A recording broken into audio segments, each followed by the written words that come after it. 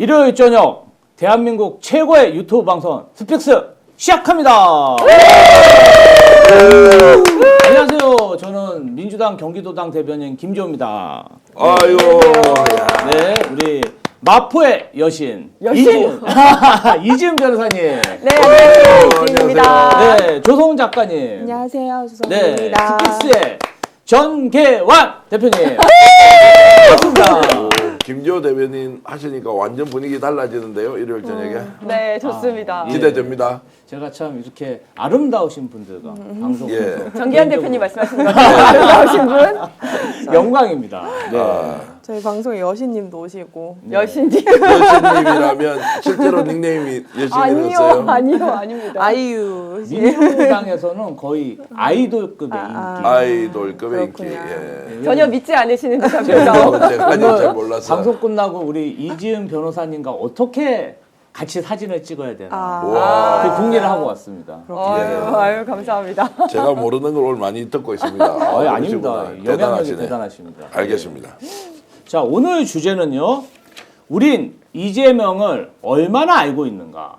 네, 이게 주제입니다. 사실 뭐 저는 잘 알고 있는데 여기 계신 분들도 잘 알고 있나요? 좀 궁금하긴 합니다. 아니, 대변인님이 오늘 푸실 에피소드가 되게 많을 것 같아요. 저는 오히려 대변인님의 그 이야기가 되게 궁금해요. 아니 근데 이제 선거 기간이 오래 남았기 때문에 네, 하나씩 풀어야 돼. 저도 살아야 되기 때문에. 여기서 스픽스에서 좀 많이 풀어주셔야 되는 거 아니에요? 네. 그래서 이제 그러니까요. 출연자분들하고 첫 번째로 이재명 얼마나 잘 아는가 이 부분에 대해서 좀 이야기를 해보고 싶은데요. 우선은 우리 정계환 대표님 취재를 많이 하셨다고 사전에 좀 말씀을 하셨는데요. 아니, 저는 이제 이재명 대표를 개인적으로 알지는 못하고요. 네.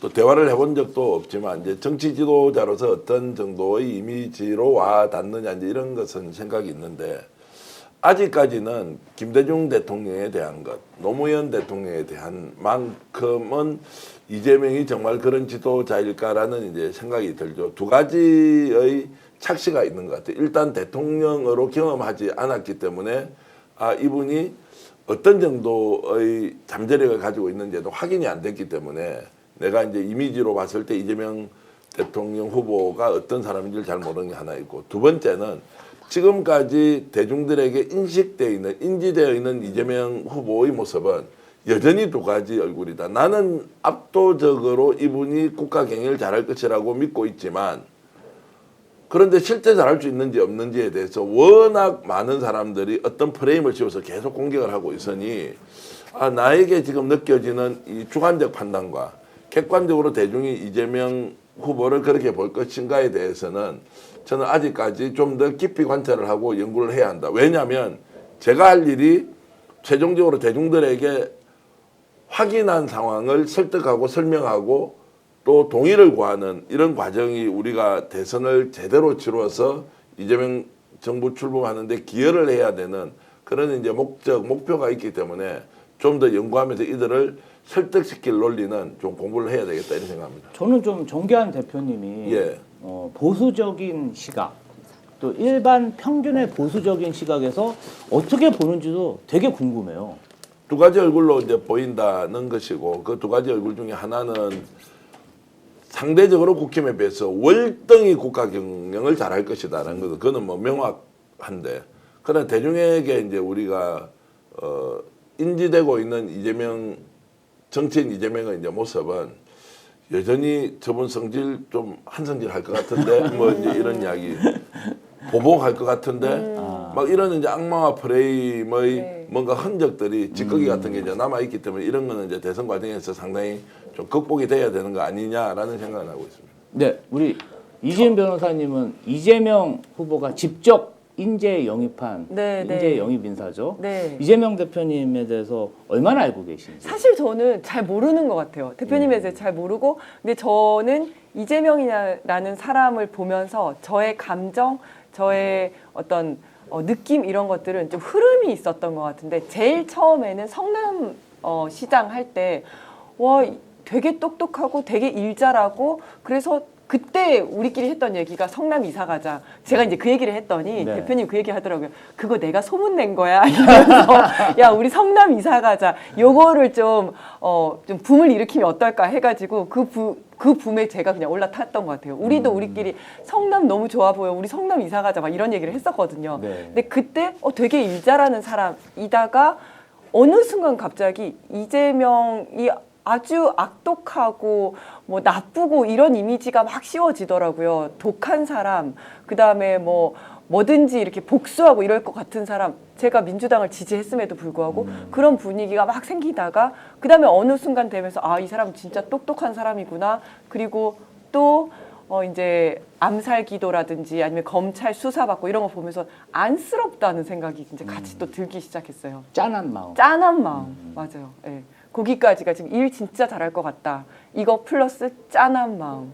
네. 이 사람 지켜주고 싶다 이런 마음. 네. 예, 거기까지 지금 와 있는 상태입니다. 팬심이죠. 우리 조성은 작가님은 조성은 작가님이 활발하게 활동하셨을 때 사실은 이재명 후보와 좀 대척점에도 계셨었고 네. 또 대선 관련해서는 굉장히 중요한 인물이셨어요. 저희는 막 우리 조성은 작가님이 그때 활발하게 활동할 때 막 캠프에서 박수 치고 그랬었거든요.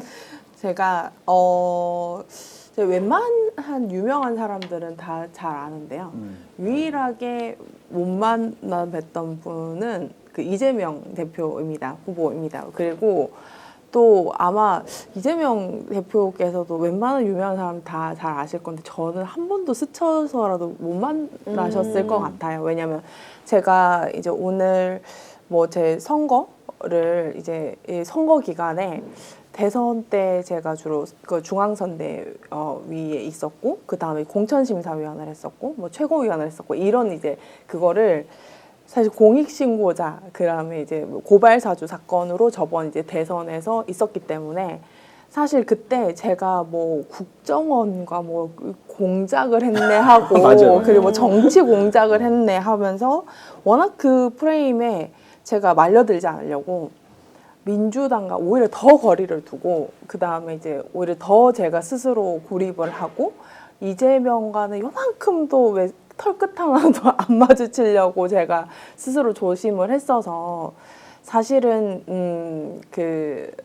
굉장히 가까운 듯 먼 듯 한편인 듯 먼 듯 이런 관계였죠. 그래서 있었고 또 하나는 제 개인적으로도 이게 이재명이라는 인물은 굉장히 좀 의미가 깊습니다. 왜냐하면 제가 그 당시에 대장동 사건을 하면서 그때 그 대장동 사건을 그 이낙연 캠프에서 들고 나오는 바람에 고발사주 사건이 실체를 발견할 수가 없었어요. 그랬죠. 예, 그래서 제가 굉장히 이제 민주당 뭐야? 이런 생각을 했었어요. 이 사람도 뭐야? 이런 생각을 했었어요. 그러니까 그래서 자기들끼리 고발사주 사건에 관심이 슬슬 빠지고 또 이제 어떤 경우에는 고발사주 사건 때 제가 약간 그 민주당에 대해서는 좀 약간 속상했던 거는 국민의힘에서 알아서 그 자기들끼리 싸우는 일이니까 관여하지 말고 우리는 대장동만 신경 쓰면 맞아요. 그런 약간 분위기가 그런 있었어요. 분위기가 있었어요. 근데 저는 검찰 개혁 한다던 문재인 정권과 민주당이 이 검찰 사실 고발 사주 사건이 대검찰청의 총선 개입 사건인데 이것을 그냥 뭉겨 넘어간다? 이건 되게 문제가 크다라고 생각했고 그리고 제가 지난 4년을 제가 가장 먼저 시작했지 않습니까? 윤석열과의 싸움을 그러다 보니까 그 기간을 넘어오면서 이재명에 대한 그 어떤 인물이 제가 참 함부로 지지를 하기도 어려웠고 그리고 저도 그런 게 있었어요. 중립병. 중립병. 나는 속 시원하게 누군가를 지지 의사를 밝힐 수가 없었던 거예요. 그러니까 이재명 대해서도 이재명을 찍어야 돼. 저번 대선 때는. 왜? 윤석열이 되면 안 되니까. 라는 이유였고 한 번도 이재명에 대해서 이재명 그 자체에 대한 평가를 하면서 지지를 해야 된다라고 이제 속 시원하게 얘기하기가 굉장히 어려웠거든요. 근데 제가 요즘에는 저희 개인 방송에서도 이제는 이재명을 온전하게 지지를 할 수 있다. 왜? 하면서 제가 막 그 분석을 하고 있고 그리고 얼마 전에 그저께인가요? 마감이 됐다고 당일날 마감됐다고 후원금? 했는데 후원금. 네. 제가 소액 후원자로 아이고, 처음 해봤어요 그거를. 감사합니다. 네, 그런 것들 그 처음 해봤는데 아무튼 굉장히 재밌는 경험하고 있습니다. 민주당이 아니어서 더 즐겁게 참여하고 있어요. 저는 이재명 후보님을 이제 개인적으로 안 거는 2008년? 그 전에도 제가 성남에 살았기 때문에 이재명 변호사가 활동하는 건 좀 보고 있었죠. 근데 좀 약간 성남에서 굉장히 활발하게 활동하던 시민 변호사였어요. 근데 이제 2008년도에 제가 이제 판교 신도시 아파트를 분양받은 거예요. 그래서 판교 입주자 연합회 사무국장을 했죠. 근데 이제 저희가 이제 판교구 신설을 굉장히 그 연합회에서 추진하고 있었는데 이재명 후보가 분당갑의 총선 후보로 나오면서 반대하는 분당구를 분부해야 된다 이런 말씀하셔갖고 제가 낙선 운동하고 다녔어요. 아, 그래요. 보통 낙선 운동한 게 아니고 이재명 후보가 선거 운동하는데 저 때문에 약간 트라우마가 걸릴 정도로 엄청 세게 현수막도 다 우리 그 회원들이 찢어버리고 연설하고 있으면 다 불러와가지고 막 이렇게 끄집어내고 그럴 정도로 굉장히 치열. 경찰 수사 좀 받으셨겠는데요? 아니 뭐 제가 한 게 아니라 회원들 이렇게 아주머니들이 가가지고 막 이렇게 한 거니까 수사까지는 안 받았는데 그때 이제 하여튼 한동안 그때 그 선거 떨어지셨어요. 아, 네네. 충격을 좀 받으셔가지고 저도 뭐 이렇게 안 좋게 생각하고 있었죠. 근데 이제 이재명 후보 캠프에 있는 사람들도 저를 굉장히 안 좋게 생각했었대요. 그랬을 한번 것 만나기만 같아요. 해봐라. 네. 두고 보자. 두고 보자. 막 그랬다 그러다. 이제 지금 이제 선배님들이 네, 네. 그런 말씀 가끔 술도시만 하세요. 그때 내가 너를 도모했었어야 되는데. 그런 얘기를 하시는데. 그런데 이재명 후보가 그때도 그 김지호라는 사람이 좀 패기가 있다. 뭐 저런 사람을 내 편으로 해야 내가 그래도 정치를 할 수 있지 않겠냐? 그런 얘기를 하셨다는 거예요. 참모들이 막 다 제욕할 때. 뭐 이제 그러고 나서 잊혀졌는데 뭐 제가 뭐 안 좋게 생각했다고 했잖아요. 네. 그때. 근데 2010년도에 성남시장 출마하셨어요. 그때는 이제 그 참모분들이 저를 찾아왔어요. 그래서 판교에 관련된 공약을 해라. 그래서 제가 한 70개 써서 줬죠. 이거를 해라. 그랬더니 공약으로 다 반영을 하셨어요. 네. 그리고 실제 성남시장에 당선된 이후에 공약으로 할 수 있는 걸 6개월 안에 다 하시더라고요. 그래서 이제 저도 좀 생각이 좀 바뀌고 그리고 나서 좀 친하게도 지내고 그렇게 하다가 이제 여기까지 온 거죠. 아니 그러면 원래 그러신 분이셨네요. 그러니까 우리가 지금 생각할 때는 원래 이분은 네 편 내 편이 되게 강하고 이러다가 최근 들어서 어떤 대선 행보를 보이기 위해서 자기와 반대쪽에 있는 사람들을 지금 전략적으로 만난다 뭐 이런 평가들도 있잖아요. 근데 그게 아니라 원래 좀 예전부터 자신과 반대되는 생각을 하더라도 저 사람이 패기가 있고 진심이 있어라고 하면 적극적으로 좀 용인을 하는, 그러니까 사람을 쓰는 그런 스타일이셨던 건가요? 전략적인 판단도 있겠죠. 왜냐하면은 성남시장 나왔을 때도 못하게 하기 위해서 사실은 저기가 핵심이다. 선거를 하다 보면 다른 묶어놓기 아시겠지만 위해서. 지지하는 말 없이 지지하는 사람보다 진짜 한두 명이 맨날 이렇게 욕하고 다니잖아요. 너무 괴로워요. 그 분위기를 깰 수가 있어요. 아니 근데 저도 선거를 해봤지만 그게 아무리 전략으로 하려고 해도 안 되거든요. 밉거든요. 그 사람을 만나서 저 사람 우리 캠프에 들어왔다가 진짜 스파이를 들이는 거 아닌가 이런 생각이 아니, 들어서라도 또 그게 안 되거든요. 어떤 경우가 있냐면 이제 그전 성남시장이 국내힘이었어요. 승승장구하던 공무원들이 있었어요. 네. 그러니까 한 예를 들면은 이재명이라는 정치인이 행사장을 가면은 남는 의자도 치워버리는 거야. 못되게 하는 공무원들 있잖아요. 공무원들, 네. 근데 이재명 후보가 성남시장이 됐을 때 그 공무원들이 얼마나 떨었겠어요. 네, 그 그렇죠. 앞에서 면박 주고 내쫓고 의자 치웠던 사람인데 근데 이재명 시장이 돼서 기회를 주더라고요. 어려운 일. 해결하기 어려운 일. 그것을 해내고 나서 그분이 승승장구하셨고 그러니까 국장까지 승진하셨고 이후에 경기도지사로 되셨는데 자원봉사센터 센터장으로까지 왔어요. 그분이 굉장히 그전 정권에 충성하셨던 분이거든. 그러니까 이분은 과거를 묻지 않아요. 묻지 않는다. 현재 어떤 능력을 가지고 있는지 나의 시정에 얼만큼 잘 협조하는지 이걸 보고 많이 판단하시거든요. 그래도 가장 어려운 미션은 주셨네요. 네? 그러니까 그렇죠. 별이죠. 하는지 한번 보자. 아니 뭐 이제 그리고 우리 그 김지우 대변인께서도 공약 70개월 못 쓰셨으면은 아마 거의 그렇죠. 못 오라고 하셨을 거예요. 저는 막 외우고 있었으니까 그러니까 이것도 해야 되고 저것도 해야 실력자 되고. 이게 뭐냐면은 나의 적이지만 실력자인지를 먼저 판단을 하고 그 다음에 실력자면 내가 그 혀를 깨물어서라도 내 편을 만든다. 뭐 이런 거에서 통과를 하신 거지 이제 아닌가. 그런 걸 보면은 윤석열 정부가 네. 시사하는 바가 커요. 윤석열 정부는 뭐 문재인 정권에서 하는 건 무조건 무조건 X. 반대. 뭐 문재인 정권 때 인사는 무조건 X. 그러면 저렇게 일이 안 돼요. 왜냐하면 우리나라 정권이라는 게 5년이잖아요. 네. 너무 짧아요. 전 정권에서 잘하던 것을 그대로 이어받아 갖고 키워야 그게 내 정권의 성과가 될 수 있거든요. 근데 그걸 모르더라고요. 그리고 윤석열은 우리가 지금 뭐 이 소중한 시간에 윤석열 이야기할 필요는 없지만 윤석열은 진짜 경로가 전공이잖아요. 그러니까 와서 자기 마음에 안 드는 이야기, 쓴소리, 뭐 참된 이야기를 하면 무조건 경로를 하기 때문에 수사부터 시작하자. 네, 듣지를 않아요. 그러니까 누구라도 바른 말을 할 수가 없는 것 같아요. 그 앞에서는. 저는 그 부분은 자존감, 자신감 너무 낮아서. 네, 자신감이 없어서 그럴 수도 있다고요. 내용도 모르고. 저는 그렇게 생각하면 반대로 이재명 후보는 뭔가 본인이 포용력 아니면 자신감이 있기 때문에 한번 해봐라, 내가 한번 보겠다 이런 자신감이 있는 거 아닐까요? 그리고 이제 사항에 대해서 공부를 되게 많이 해요. 그때.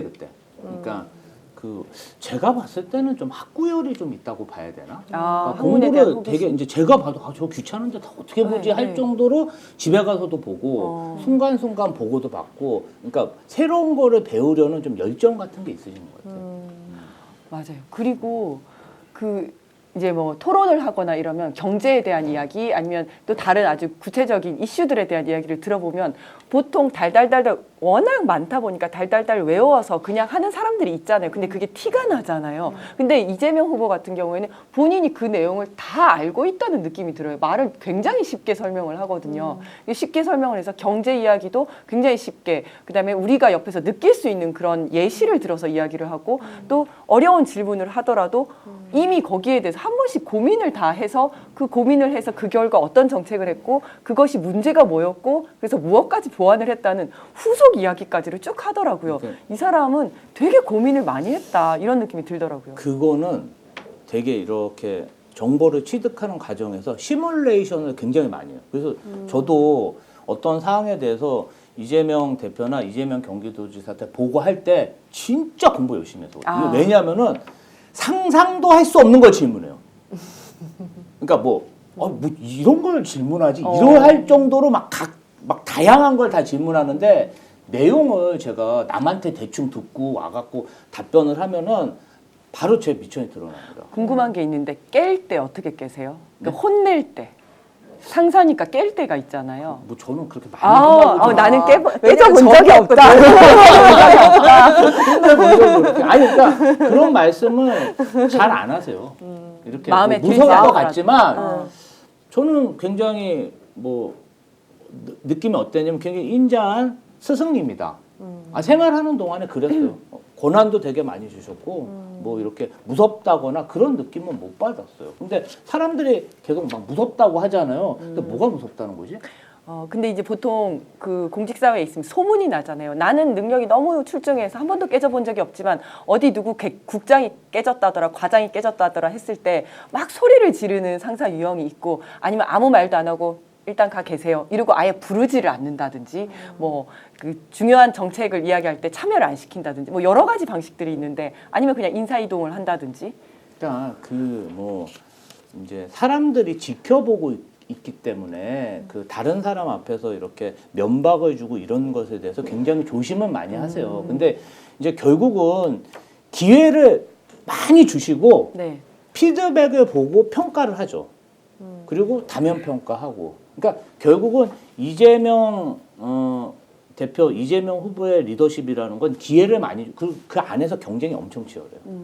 그러니까 내가 뭐 측근이라고 해서 그 옆에서 버틸 수가 있는 그런 시스템이 아니야. 막 죽도록 열심히 해야 그 자리를 유지할 수 있지. 그러니까 증명하지 못하면 배제를 하는 게 아니고 본인이 점점 배제가 돼요. 왜냐면은 뭐 이렇게 어디 가서 회의 나가서 일 안 하고 그러면 일이 없어지잖아요. 그러니까 스스로 이렇게 도태되는 경우가 좀 많습니다. 제가 뭐 가까이에서 일해본 적은 없습니다만 좀 얘기를 들어보면 그 밑에 있는 사람 중에서 열심히 일하는 사람들을 성장시키는 그런 스타일일 것 같은데 맞나요? 그러니까 열심히 하면 어려운 질문을 함으로써 계속 공부를 시키고 이런. 저는 그게 좀 힘든 일이라고 생각하는데 네. 제가 본 정치, 저도 많은 정치인들 봤거든요. 근데 이제 이 권력이 있잖아요. 그럼 권력을 다른 사람하고 이렇게 나누는 것 자체가 좀 힘들어요. 못 믿고. 근데 이재명 대표는 그런 면에서 보면 자신이 가지고 있는 권한을 그냥 뚝 띄어가지고 줄 수 있는 사람이에요. 진짜. 근데 물론 이제 그것에 대해서는 평가, 그 다음에 어떤 성과가 나와야겠죠. 뭐 전반적으로 보면은 그렇기 때문에 이재명 대표 혼자서 어떤 성과를 내는 게 아니라 여러 사람이 다 같이 이렇게 성과를 낸 게 이제 나중에 이재명 대표가 이렇게 이제 성과로 거듭난다. 자, 그렇게 이제 인자하기도 하고 기회를 많이 주고 오히려 본인을 반대했던 사람임에도 불구하고 저렇게 이제 통합의 리더십을 결과적으로 만들어냈다고 보면 유동규 이야기를 내가 그냥 하나 묻겠어. 이게 지금 진행자가 누구인지 여기가 아니, 뭐 패널 오늘 같은. 일요일 저녁에 네. 역경영사 이렇게 편하게 그냥 네, 얘기하는 네, 자리니까 네. 뭐 진행하시는 분이 말씀 많이 하시는 것도 너무 저는 재밌게 듣고 있는데 네. 유동규라는 인물은 어때요? 뭐 엊그저께 뭐 홍준표 뭐 지지 선언하면서 자기는 이재명 후보가 대통령 되면 꽃게밥 신세가 된다 이제 이런 말도 안 되는 이야기를 하고 있던데 유동규 어떤 사람이에요? 아니 왜냐 방송에서 처음으로 한번 공개해 보시라고 어떤 사람이에요? 근데 저는 그 부분에 대해서 우리 그 김지호 대변인께서는 예. 이제 어쨌든 후보셨기도 하고 그다음에 이제 그 정치인이잖아요. 근데 그 사람은 그 굳이 평가는 일화를 얘기를 하실 정도의 사람인지는 모르겠습니다. 아니 이제 이 정기현 대표님 물어보시니까 그러니까 아까 제가 말씀드린 게 있잖아요. 이제 사람을 믿고 참모나 어떤 그런 권한을 이렇게 정말 띄어서 줄 수 있는 사람이다. 그러니까 그 부작용이죠. 네. 아, 사실은 저는 그 부작용이라고 생각해요. 그 믿어서는 안 됐는데 믿었다 이런 뜻인 그렇죠. 거죠. 그리고 이제 유동규 씨 같은 경우는 뭐 성남 정가, 경기도 정가에서 그렇게 평가는 좋지 못했던 사람이에요. 그런데 어찌 됐던 뭐 2010년 이때부터 이재명 대표와 함께 했고 뭐 이렇게 본인도 그러니까 정치를 하다 보면 이런 사람들이 있는 것 같아요. 어떤 공익, 그 다음에 정치, 뭐 이런 것에 귀의하려고 열심히 하는 사람, 내가 만들고 싶은 세상을 위해서 정치를 하는 사람이 있고, 이권, 사업, 돈 때문에 정치권에 다가오는 사람들이 있었어요. 네. 근데 유동규 씨는 후자가 아니었나 이런 생각이 들고요. 지금 이제 유동규 씨가 막 와가지고 이재명 대표를 비난하고 이런 모습을 보면 진짜 그 전에는 막 뭐 이재명 대표가 어디 재판이라도 가면 막 멀리서 막 이렇게 한 두세 시간 전에 이렇게 막 이렇게 서 있고 막 정말 이 뭐라 그럴까요? 입에서 막 금과 옥저만 나왔던 사람인데 저런 표현을 하는 거 보면 좀 이해가 잘 안 된다. 예, 근데 그렇습니다. 뭐 제가 그 굉장히 어린 시절부터 이제 그 공천심사위원이 제 첫 정당의 그 직책이었어요. 네. 그러다 보니까 그리고 제가 그 당시에 이제 2014년에는 제가 서울시장 캠프를 했었고 당 활동을 할 때는 이제 국민의당에서 이제 처음 시작을 했었는데 그 우리 그 말씀 주시는 거를 듣고 제가 하면 그 국민의당 분들이 이제 호남에 계신 분도 있지만 안철수 당처럼 이렇게 많이 있었잖아요. 그 사람들이 지금 굉장히 다양한 곳에 가 있거든요. 정말 뭐 국민의힘도 가 있고 저기 뭐 정광훈 옆에도 가 있고 막 굉장히 이제 그 다양하게 가 계세요. 그래서 그런 모습들을 저도 굉장히 한 오래 전부터 봤거든요. 입 안에 혀처럼 굴던 사람들이 당장 공천받거나 당장 그 어떤 당선 가능성이 없어지거나 막 그랬을 때는 정말 태도를 180도 돌변해서 원래 무슨 전생부터 적이었던 사람들처럼 그런 행동들을 많이 하더라고요. 그래서 이제 저는 개인적으로는 그런 생각을 합니다.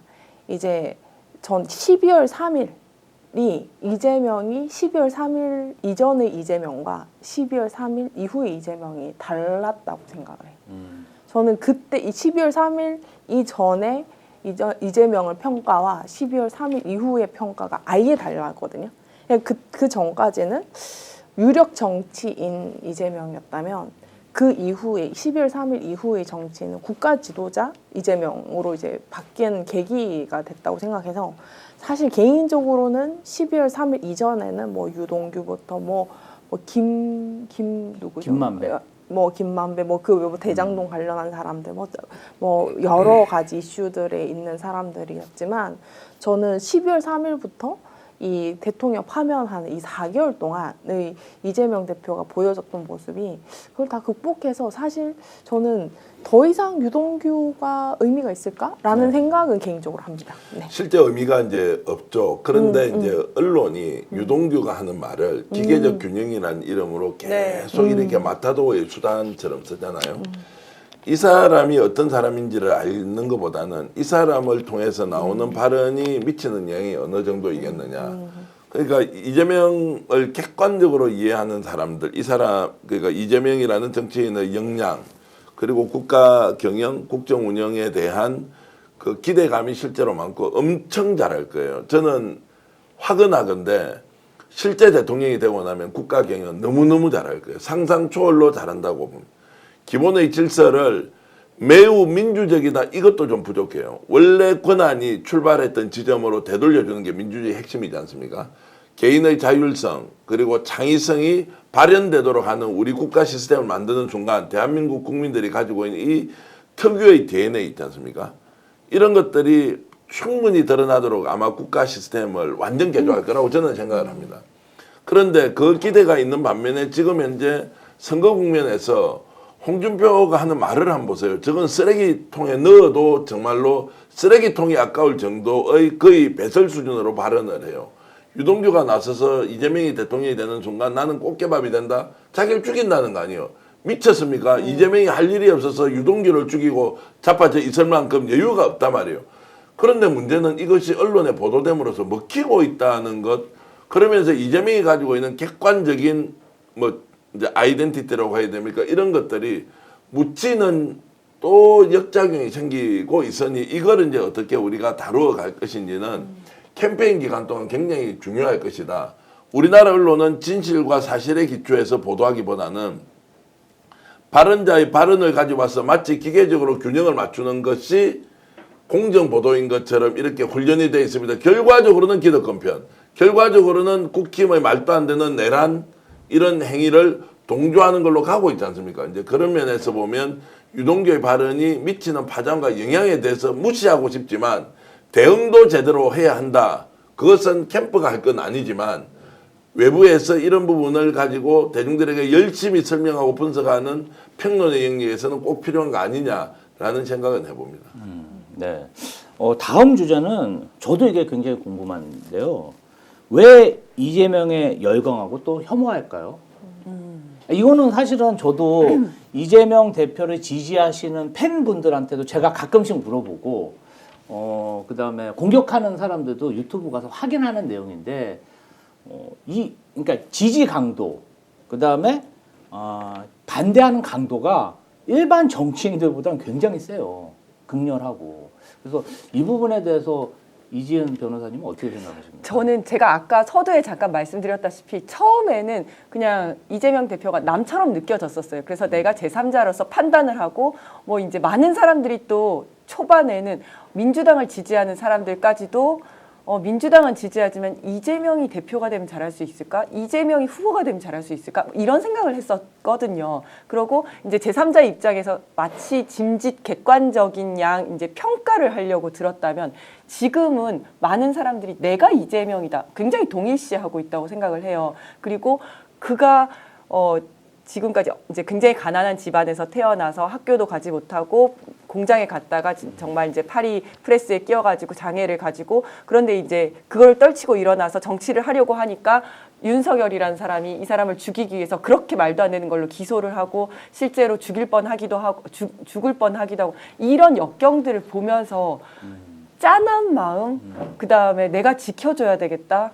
내가 이재명이다. 내가 지키기 위해선 내가 이재명이 돼야 된다. 이런 느낌까지 온 것 같아요. 네, 그 서사를 쭉 따라온 사람들은 그래서 내가 이재명인데 어떻게 내가 나를 미워할 수가 있어요. 내가 내 스스로가 미울 수도 있지. 하지만 그 미운 것까지도 나는 감싸주고 싶은 거예요. 그런 상황까지 간 것 같아요. 정기환 대표님 네. 왜 싫어합니까? 왜? 나 정기환 대표님 싫어한다. 정기환 대표님이 싫어한다는 게 아니라 사람들이. 싫어하는 사람들은 왜 싫어할까요? 저도 이해를 못하는 부분이 왜 우리는 특정한 정치인을 보면서 객관적으로 보려고 하지 않을까. 저는 웬만큼 국힘 쪽에 있는 의원이라도 그 사람 하는 말이 진실이야? 어떤 의미를 담고 있지? 또 어떤 의도인지 이런 걸 생각하거든요. 근데 유독 이재명 이야기만 나오면 이쪽에서는 막 기다렸다는 듯이 막 창이나 칼을 가지고 바로 찌르는 듯한 느낌. 왜 저렇게 할까? 분명히 예단과 편견을 가지고 있을 것이다. 그게 뭐냐? 결국 우리가 지금까지 봐왔던 정치인의 일반적인 성공기, 좋은 대학에, 좋은 집안에 또는 좋은 자리에서 계속 코스가 있지 않습니까? 이런 쪽으로 밟지 않았기 때문에 저 사람 잘하지 못할 것이다 라는 생각을 할 수 있다는 게 하나가 있고, 두 번째는 언론이 이미 이재명은 우리 사회에서 약간 아웃사이더라는 느낌을 끊임없이 공격하고 주입을 하는데 본인이 했던 말투 이런 것들을 가져와서 아예 잡범처럼 취급하면서 프레임을 만들어서 끊임없이 공격을 하는 거죠. 거기다가 유동규 같은 자가 나타나서 자신의 이익과 반하는 이재명을 보고 공정과 정의를 향해서 가자고 하니까 아무것도 생길 게 없으니까 갑자기 돌변해서 자기 이익을 위해서 이재명을 찌르기 시작하는, 그러니까 우리의 인식, 그 다음에 언론의 보도 행태, 거기다가 이재명과 가까이 있는 사람들이 저런 방식으로 공격하는 것들이 딱 섞여버리니까 이재명을 객관적으로 보겠다고 판단하지 않는 사람들은 이미 머릿속에 아예 각인이 돼버리는 거죠. 이재명은 안 돼. 그래서 제가 영남 쪽에 가서 사람들을 만나보면 이재명은 원래 안 된다는 거야. 그 세상에 그런 게 어디 있습니까? 원래 안 된 사람이 어디 있냐고 알아봐야지. 원래 안 돼, 안 돼. 걔 봐, 학교 나온 거 봐. 지금 하는 거 봐. 말도 봐. 저 사람이 아니지. 이런 것들이 의외로 많이 먹혀서 그들을 똘똘 뭉치게 하는, 극우극당 세력이 뭉치게 하는데 굉장히 좋은 요소로 만들어 놓고 있다. 문제는 이것을 가지고 있는 것을 어떻게 이제 극복할 것이냐라고 하는 것은 결과적으로 저는 이재명 후보가 대통령이 되면 해소를 시켜낼 거라고 봅니다. 다만 캠페인 과정에서 우리가 이렇게 토론하는 것도 극우극단 세력의 앞잡이 역할을 하고 있는 국힘이 압도적인 표 차이로 이번에 낙마를 해야 되거나 패배를 해야 되지 않습니까? 그러기 위해서는 이 과정에서 이재명이 가지고 있는 진가를 객관적으로 설명할 필요는 있다. 그러려면 왜 이들이 이재명을 공격을 하고 있는지에 대해서 말씀드렸던 세 가지 요소. 우리의 편견, 예단, 두 번째 언론의 작업, 세 번째 가까이 있던 사람들의 공격, 이런 것들이 섞여서 지금 이재명을 이렇게 한쪽에서는 매우 부정적으로 평가하는 것 아니냐라고 분석합니다. 몇 가지 말씀을 꼭 드리고 싶은 게 있어서 이재명이라는 인물 자체가요, 아마도 이제 마지막 형태의 개천에서 나는 용으로 지도자로 섰지 않을까라는 그런 생각을 합니다. 그리고 제가 봤던 이제 이재명이라는 어떤 정치인이 유력 정치인으로 되는 과정이 몇 가지의 장면이 있어요. 첫 번째 장면은 이제 성남시장에서 이제 소문은 많이 들었지만 그게 이제 중앙 정치에서 처음으로 발견했던 것은 박근혜 그 탄핵 때 그 단식하던 그 성남시장 그 이재명의 모습이 아마 첫 번째로 주목을 받았을 겁니다. 그리고 두 번째는 이제 그렇게 주목을 받고 그 문재인 대통령과 경선할 때 이 아웃사이더 이렇게 성남시장이 기초단체장이 대선 도전한다고 하면서 그렇게 도전적인 모습의 한 장면이 있었을 것이고 그렇게 해서 이제 2년 만에 경기도지사를 나가서 당선이 돼서 유력한 이제 차기의 어떤 권력의 씨앗이 됐고 또 그 다음 장면은 이낙연의 과의 대립에서 이제 어떤 그 형성됐던 어떤 라포가 있을 것이고 그 다음에 저는 아까도 얘기했듯이 12월 3일 날 그 이후에 이제 국가 지도자로서 이제 변모했던 이재명의 모습이 있었을 거다. 저는 이렇게 저는 봐요. 근데 제가 가장 그 이야기를 하고 싶었던 부분들은 첫 번째 왜 싫어하는가라는 부분들은 대중적인 요소도 있지만 저는 사실 민주당에서 그게 처음 시작했다고 생각합니다. 왜 그러냐면 사실 그 제가 제 개인 방송에서도 대장동 사건을 분석하면서 이재명에 대해서 이제 한 그 이야기를 했던 부분이 있어요. 근데 그 부분에서 제가 이제 제일 처음에는 유력진 정치인이 등장할 때 그 정당에서의 어떤 분위기가 있어야 되는데 그때 당시에는 이제 친문과 이제 대립하는 그 이제 아웃사이더의 모습이 굉장히 강조가 됐고 그 다음에 제가 이 그 대장동 사건 자체가 그 어떤 그들의 프레임이 불가능하다고 했던 것이 사실 성남시장이 기초자치단체장이잖아요. 그러면 서울 기준으로는 구청장인 것입니다. 그러니까 어디 보면 용산구청장이 10년 만에 서울시장을 하고 그다음에 당 대표로 해서 당 전체 장악을 해가지고 그 사람이 190석에 가까운 의석을 차지해서 대통령과 대립을 해서 결국은 지금 탄핵까지 시키고 가장 유력한 정치인이 10년 만에 된 거예요. 그러니까 이게 사실 개천에서 용이 났다 이 부분 그다음에 이 사람이 성장했던 이 짧은 시간 안의 성장 그리고 그 사람이 등장하면서는 계속 어떤 그 민주당 안에서도 갖고 있었던 굉장히 고전적이고 굉장히 기득권스러운 것들을 굉장히 공격적으로 하면서 그 이분이 성장을 했단 말이에요. 그러다 보니까 민주당 안에서도 사실 이 사람이 천하다. 근본이 없다. 이 프레임이 어디서 왔냐면 사실 민주당 안에서 왔어요. 그렇지 않습니까? 아니 근데 네. 너무 잘 아시니까 네. 제가 너무 놀랍습니다. 네. 어떻게 그런 걸 다 아셨어요? 제가 조금 눈이 좀 있죠. 통찰력이 있으시네. 사실은 네. 이재명 후보가 네. 민주당에 있는 기득권에서 제일 미워했어요. 네. 예, 사실은 네. 국민의힘에 있는 기득권만 미워한 게 아니라 그렇죠. 민주당에 있는 기득권도 네. 이재명 후보를 처지열 배격하고 네. 좀 배타시했다. 네, 근데, 맞습니다. 그러니까 왜 미워했겠어요? 제가 왜 이걸 받아들이지 못했겠냐고. 조금 더 설명을 드리면 이제 지금 아까 우리 정기환 대표께서 이제 문제점을 제기를 하셨던 그 국민의힘의 워딩들 네. 있지 않습니까? 그거가 제일 처음에 이낙연 캠프에서 다 사용을 했던 언어들입니다. 그게 이제 본선이 되니까 그 언어를 그대로 더 증오심을 얹어서 국민의힘이 하고 있었던 뿐이라고 생각하고요. 그리고 나니까 이제 지금 이낙연 후보가 저기랑 거의 동일시하는 메시지를 내고 있지 않습니까?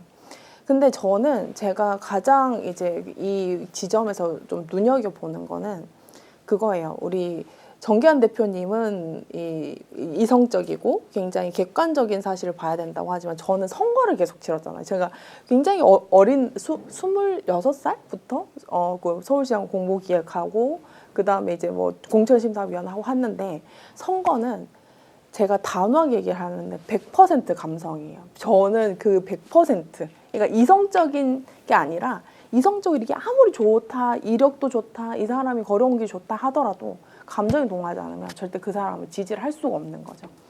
근데 저는 이 사람이 굉장히 그거를 흔드는 사람이기 때문에 이재명이라는 사람은 굉장히 감정을 흔드는 사람이기 때문에 굉장히 지지를 할 수도 있고 굉장히 증오도 할 수 있는 이 두 가지 면이 있다.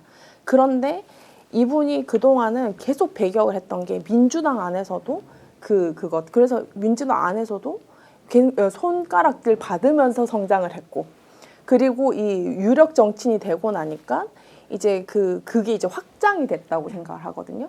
근데 그것을 저는 이재명 대표가 당대표 왜 선거를 졌으면서 당대표를 나오냐 뚫고 간 거예요. 왜 2번 하냐 또 뚫고 나온 거예요. 그리고 이제 왜 방탄을 하냐 가서 기각을 받은 거예요.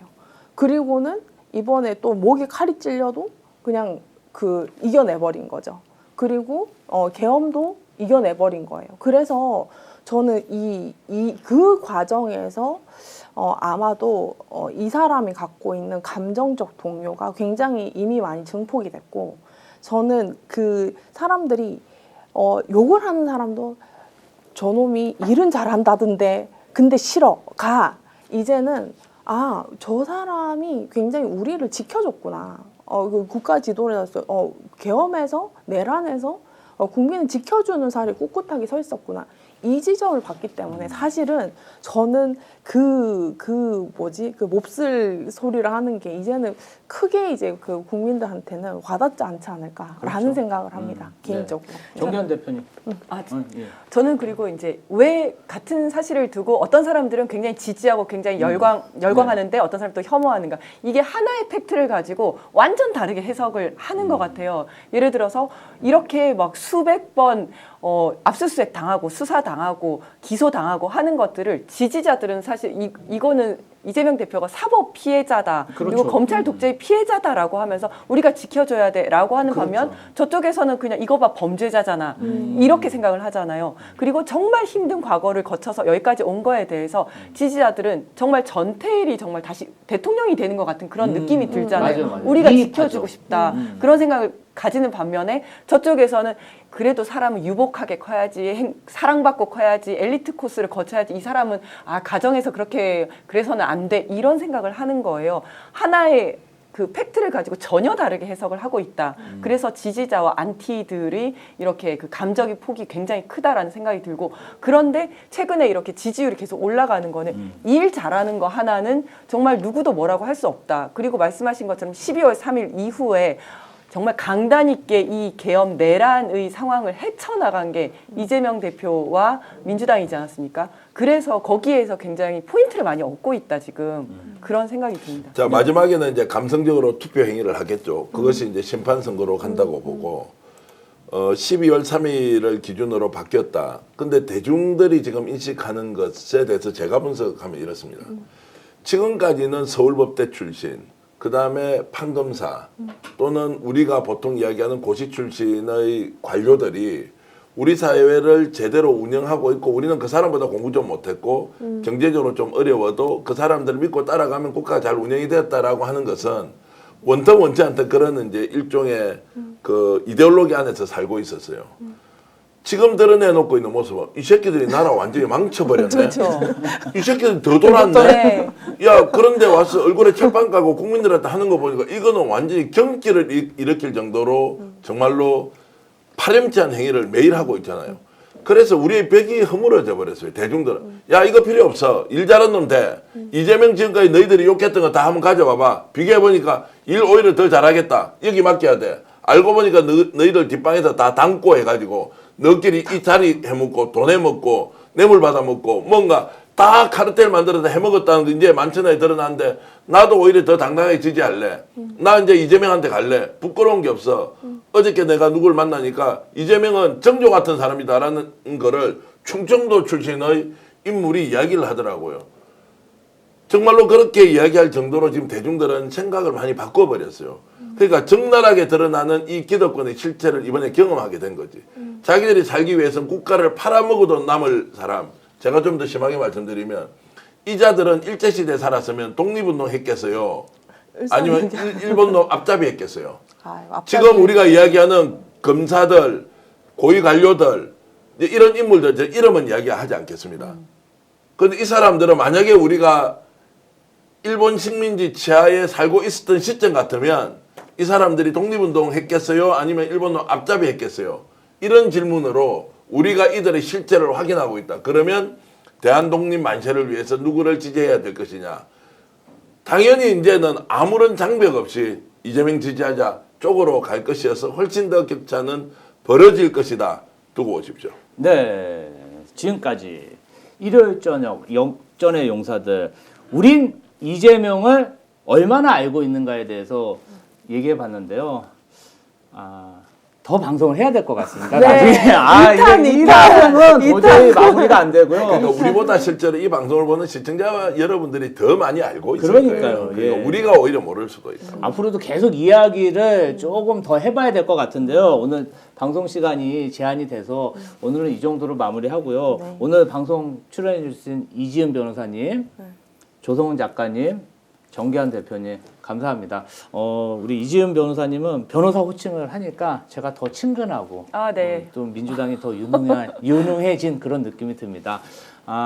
일요일 저녁 역전의 용사들 감사합니다. 감사합니다. 고맙습니다. 오늘 방송 어떠셨습니까? 마음에 들었다면 구독, 좋아요로 스픽스를 응원해 주십시오. 여러분들의 구독, 좋아요는 가장 큰 힘이 됩니다. 스픽스 구독, 좋아요.